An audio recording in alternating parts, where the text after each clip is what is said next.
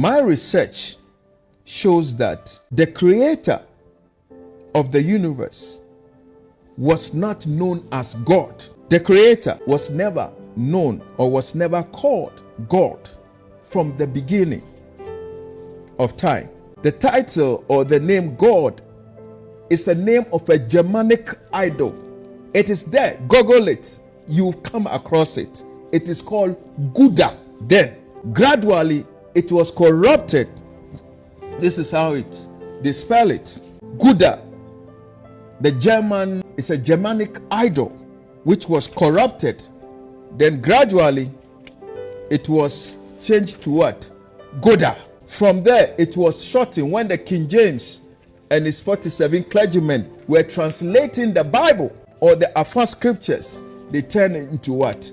God. From the beginning of time, before the Europeans translated the Bible, this was not the name of the creator. The title God was never the name of the creator. So the question is, what was the name of the creator? Now we're going to find out what was the name of the creator. Inti upesa oche say God German for bosom. God German for bosom. Obi ankwaya ni research and find out the truth. Some people saw the Bible. Now we're going to look at the true name of the creator. This is where I would like to use the scriptures. We will start off from I would like everyone to read 1 Samuel chapter 12 verse 8.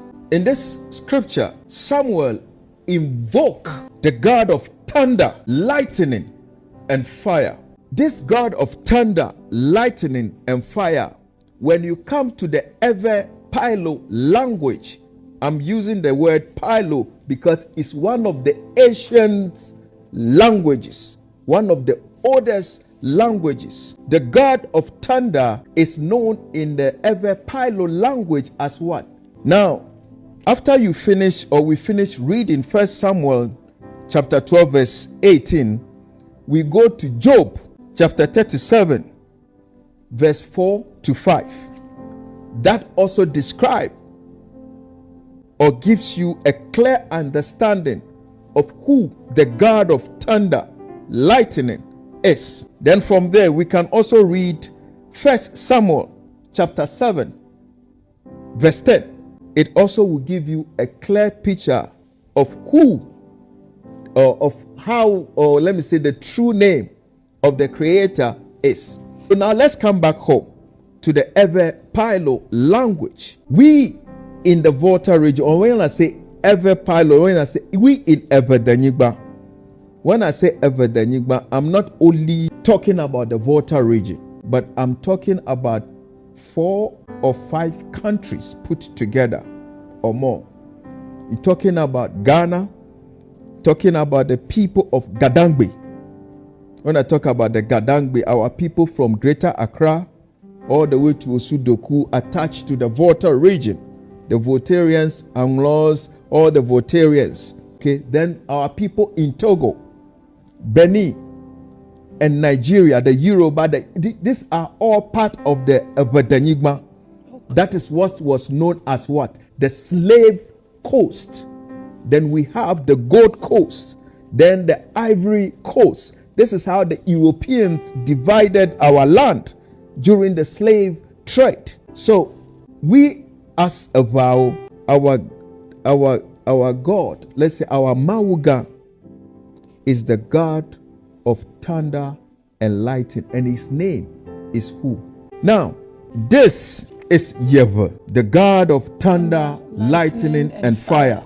This is Yehovah.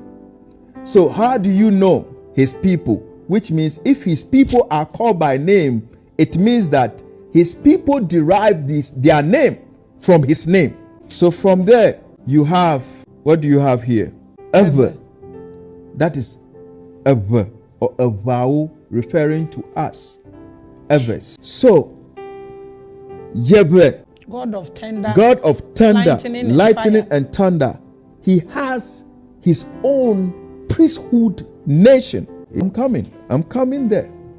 So that is why today, even from the ancient of days, even from the time the nation of Israel was there, the God of thunder and lightning was there.